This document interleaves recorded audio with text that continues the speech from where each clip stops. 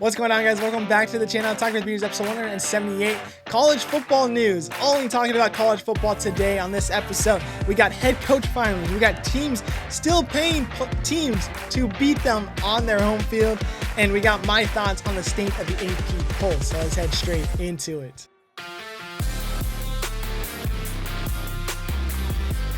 So we'll start off with some news that happened throughout the week. NCAA has officially passed the one-time only transfer portal window, which will happen in the winter around January. And by the sounds of it, it means that the spring portal is done. Is this good? Is this bad? I think it's, for the most part, probably bad, in my opinion. I think you got to have one or the other.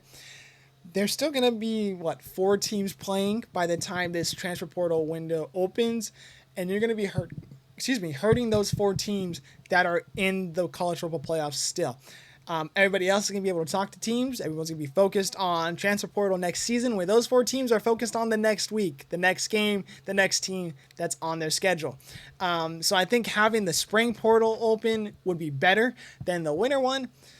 But NCAA trying to bring some regulation back into this transfer portal stuff. I think it's too little too late, but I guess we'll see how they adjust to that. Kansas and Arizona State announced that they will be playing a game, the very first NCAA football game, in London at Wembley Stadium on September 19, 2026. This is interesting. This is a lot of fun to see teams go to other nations to pretty much spread the college football world. We saw it in Ireland the last couple years, and now we're finally going to England. My team being involved too is even cooler. Will I be going to London to watch ASU play? Likelihood is probably close to 0. Would I love to go? Hell yeah, I would love to go to London to watch ASU play Kansas. I think 2 teams that are actually very good. You got Kansas right there. You got ASU right there.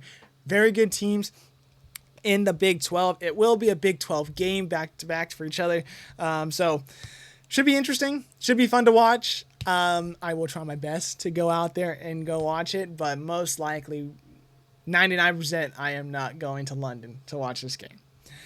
SEC is set to announce the permanent 3 opponents for each team on Tuesday. They announced a couple weeks ago that they are going to a 9-team conference schedule, with 3 teams being permanent to every single season. You'll be seeing those teams every year, alternating home and away scheduling games.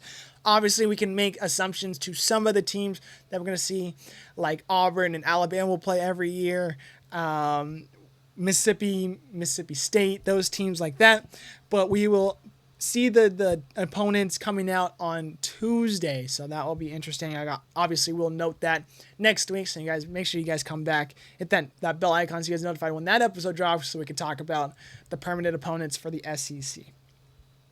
All right, let's head in the game recaps. We got a lot of games to talk about. New Mexico and UCLA play. New Mexico getting paid $1.2 million to play UCLA, and they smoked them 35-10. This caused the firing of Deshaun Foster after starting an 0-3 start for the year in year 2 of the Foster era, so it ends early. Now a 30-day transfer portal window has opened for UCLA players. If they choose to leave, they are actually still eligible to be redshirted since they have not played 4 games of the season. So that will be interesting to see any names go out of the transfer portal there. Florida and number 3 LSU winning that one 20-10. Miami, number 5 in the country, smoking number 18 South Florida 49-12. Number 6 Georgia beat number 15 Tennessee on the road in overtime 44-41.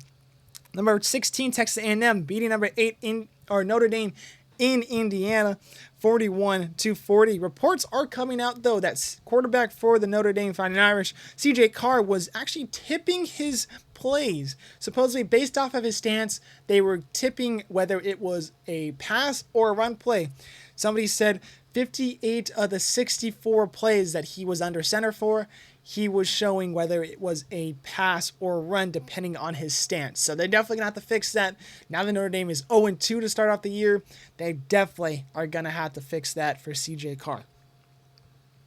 Vanderbilt smokes number 11 South Carolina on the road, 31-7.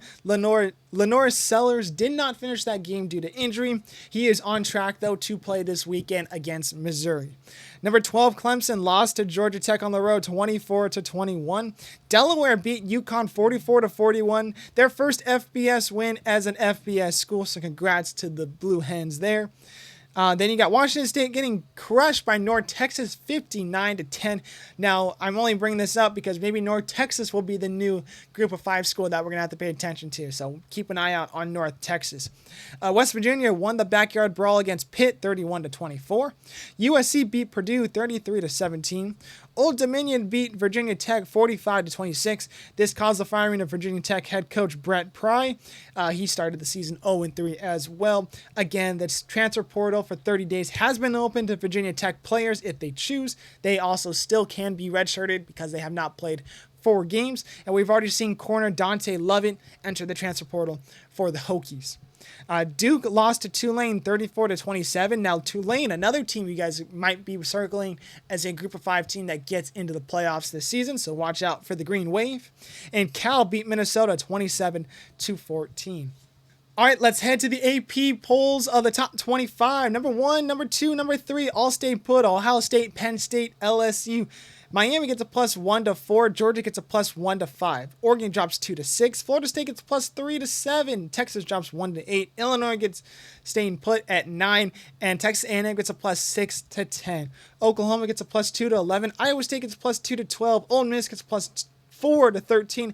Alabama gets a +5 to 14. Tennessee stays put at 15. Utah gets a +4 to 16. Texas Tech gets a +4 to 17. Georgia Tech goes from unranked to 18. Indiana gets a +3 to 19. Vanderbilt goes from unranked to 20. Michigan gets a +2 to 21. Auburn gets a +2 to 22. Missouri gets a +2 to 23. Notre Dame drops 16 to 24. And USC goes from unranked to 25. Teams that drop out this week: number 11 South Carolina, number 12 Clemson, and number 18 USF. Other receiving votes, the top 5 of the receiving votes: BYU at 94, USF at 83, South Carolina at 82, Mississippi State at 69, and TCU at 67. Now, before we get away from the AP polls, typically we get into my underdog picks and games to watch for the weekend. I got gripes over this AP poll here. All right, so we look at this here. Notre Dame's 0-2. Yes, their 2 losses are against good teams, which is now a number 4 ranked Miami and a number 10 ranked Texas A&M. Very good losses if you look at that. Yet again, they are 0-2. How are they still ranked in the top 25 as 0-2 when you have teams like BYU, USF, South Carolina, Mississippi State, and TCU only receiving votes?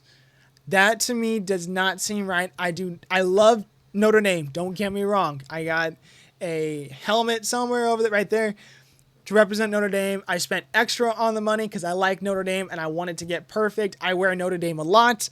I root for them a lot. 0-2, you should not be ranked in the top 25. We're getting into week 4 of the season. Their team's 3-0 and have better wins on top of a Notre Dame team who doesn't have a win to start out the season. So I do not like them in the top 25. Bump them out. I get it, they're Notre Dame, but bump them out. They're 0-2. Now we move on. Number 2, Penn State. How are they number 2? They have played number 122 ranked Nevada, 96 ranked FIU, and FCS school Villanova. Yes, they've won big in those games, but their strength of schedule, 134 out of 136. How are you going to rank them number 2 in the nation when you have LSU, who's got good wins, Miami, who's got good wins, Oregon, who I think is better and has better wins than Penn State? I would drop Penn State, personally, to maybe 10 at that point. I don't think their strength of schedule is helping them in this case. Now, they are the Big Ten. Yes, you're going to get the Big Ten SEC bias towards those schools. Penn State at number 2, in my opinion, is not correct. Get them out. Drop them to around 8, 9, 10 area. I would even argue that Illinois has a better resume right now than Penn State. So, Penn State, number 2, no. Mississippi State, they're started 0-3 on the season, and yet they're not in the top 25. They're not even the most ranked receiving votes of the top 5 here. You got BYU, USF, South Carolina in front of them. Mississippi State at 4 with 69 votes. They need to be a top 25 school. They beat a team at Arizona State at home who was ranked 12th at the time. Yeah, ASU is not the same ASU as last year. They're still 2-1. They're still a positive record. They're just on the outside looking in too. They're also receiving votes. But Mississippi State, they're 3-0. They look great. They're smoking teams. They smoked Alcorn State this past week. Not a great school, but that should be good enough to get you in that top 25, where a team like USC, in my opinion, is not as good this season and should not be recognized in the top 25 compared to some other teams. Receiving votes, yeah, I'm fine with that. Receiving votes. But top 25? I mean, Purdue, yeah, they beat them 33-17, but based off of what I'm hearing, I didn't watch most of that game, but Purdue didn't look too bad in that game, and I really thought that was going to be a blowout for USC. So really kind of have some gripes about USC being in there and Mississippi State not being in there. Tennessee not moving at all despite losing to Georgia at home, where they had the game in their hands and decided to blow it. Very surprising. How do you not drop after that loss? And for Georgia, where did they go? They went up +1 to 5. Excuse me. So Georgia goes up. They get a big win at the home, on the road in Tennessee. Well deserved. I agree with that. I think they need to go up. Tennessee staying at 15. Drop them. I think Tennessee needs to drop in that opinion. Vanderbilt beating a Lenore Sellerless South Carolina team. Good for you. They smoked them 31-7. But really? 20 for Vanderbilt? Over Michigan, over Auburn, over Missouri? Yeah, over Notre Dame and USC. I agree with that. But over a team like South Florida, who, yeah, they got beat by Miami, but they win back-to-back weeks to start the season against top 25 schools. All of a sudden, you lose one game to Miami, who is a top 5 school, number 4 ranked in the nation, and that boots you out at 18 down to receiving votes, second best receiving vote team. I don't know. I don't like Vanderbilt in there over USF, if anything. Yeah, they beat a top 15 team, but they didn't have their best player playing for most of that game. It's just another gripe there. South Carolina goes unranked despite losing big at home. I guess that's okay, but I would still say that's a little harsh in my opinion. Alabama still being a top 25 school? How is this possible? Alabama loses big to Florida State on the road to start the year. Florida State now is at 7, but Alabama gets a +5 to 14 despite them having a loss on the year, which did not look good. Like, where's the double standard there when it comes to losses? Because South Carolina loses to a team that's in their conference and it bumps them out, but Alabama gets to stay in because they're Alabama? Is that the reason why? Don't like that. Last one I'm talking about, Arizona State. I mean, what are you supposed to do? They were in the top 5 last week when it came to receiving votes. They go home, play against Texas State, beat them up. Yeah, the box scores didn't look great, but if you watch the game was better than the box scores, and yet they're now outside looking in on the top 5 receiving votes. And some of these teams in front of them, yeah, I would agree that some of these teams are better than them. But again, Arizona State wins at home and wins comfortably, yet they get punished for winning at home and winning comfortably. Double standard needs to happen. Mississippi State wins comfortably at home. They get bumped up more votes. ASU wins comfortably at home. Yeah, they lose to Mississippi State, but how are they still below TCU at that point? My point exactly. I don't know.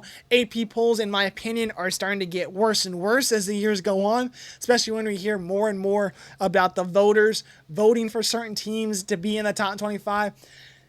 Honestly, it seems like the people that are voting should not have votes. I do not know how you are voting on these teams to be in the top 25 or outside the top 25 if you're not watching the games. It's not easy to stay up for a 7:30 local time Arizona State game, because that's 10:30 East Coast time. But if you get a vote in the AP polls and you are looked at as some of the best people in the sports world of college football, you should stick up and watch some of these games because it matters. It matters that That's my gripe on the AP top 25 polls. Well, it's going to be changed again next week because obviously upsets are going to happen. Teams should get in there that aren't. Yada, yada, yada. We'll move on. Underdog picks. Last week, another tough one. I had USF beating Miami straight up. They were 17.5 point favorite. They get smoked 49-12. So season total back down to 0. Really should have just taken Georgia Tech. I really liked them. Picked them as a team to win. Should have picked them as my underdog pick as well. So season totals at 0. This week, though, Tulane at Ole Miss. They're ranked 13th in the nation. Tulane's not ranked at all. I got this closed at 11.5. And I think Tulane has a good chance to keep it close. I think they're going to be one of those teams out of the American Conference that battles for a conference championship spots and potentially battles for a college football playoff spot. So I think if they keep it close against Ole Miss, who I think is a little shaky on some ends, it might be impressive enough to obviously not make them ranked because AP polls don't watch all the games and can't get it correct. But I think Tulane keeps it close, 11.5 point favorite. Give me the green wave there. Games to watch this weekend. We have a good amount of games to look at and make picks for. So we'll start off with number 17, Texas Tech, going to number 16, Utah, 9 a.m. on Fox. I got the Utes winning this one. This will be a great matchup, a great opening games for the Big 12 conference play for both these teams. But Utah at home is hard to beat. Give me the Utes in that one. SMU versus TCU, 9 a.m. ESPN2. Rivalry game. Give me the Horned Frogs. Got to stick with the conference there. I think the Frogs get it done. Number 22, Auburn versus number 11, Oklahoma, 12:30 p.m. on ABC. I got the Sooners. The Sooners aren't really talked about too much. They got a nice win against Michigan. They're at home against Auburn. I think they could get it done. Give me the Sooners there. Tulane versus number 13, Ole Miss, 12:30 p.m. ESPN2. I got the Green Wave. I actually think the Green Wave could get in there, sneak in. It's going to be close if they do win, but I think they get a shot with Jake Ratzloff. Give me the Green Wave. Number 21, Michigan versus Nebraska, 12:30 p.m. on CBS. I think this game is closer than experts think. Number 21, Michigan, I think gets it done over Nebraska, but I think this game is really close. Number 9, Illinois versus number 19, Indiana, 4:30 p.m. on NBC. I don't really care about these two teams, to be honest. It's top 25 matchup. That's why I included it in here. I got Indiana, I think because of the home team, but I really don't care about these two teams. And the last one to talk about, the Apple Cup, Washington versus Washington State, 4:30 p.m. on CBS. If Washington State didn't lose so bad to North Texas, this would be a closer and harder game to pick, but they got smoked. Give me the Washington Huskies winning the Apple Cup this year. It's not going to be close. All right, guys, that would do it for this episode. 178 episodes in the books. Thank you guys for listening or watching. Thank you guys for listening to that whole AP poll gripe, because I think a lot of you guys have the same opinions. If you guys do, let me know down below. If you guys don't, if you think the AP polls are fine, let me know down below. We'll have a good discussion about what's going on in college football's top 25. But make sure you guys watch some college football. Have an awesome weekend, and we'll see you guys later.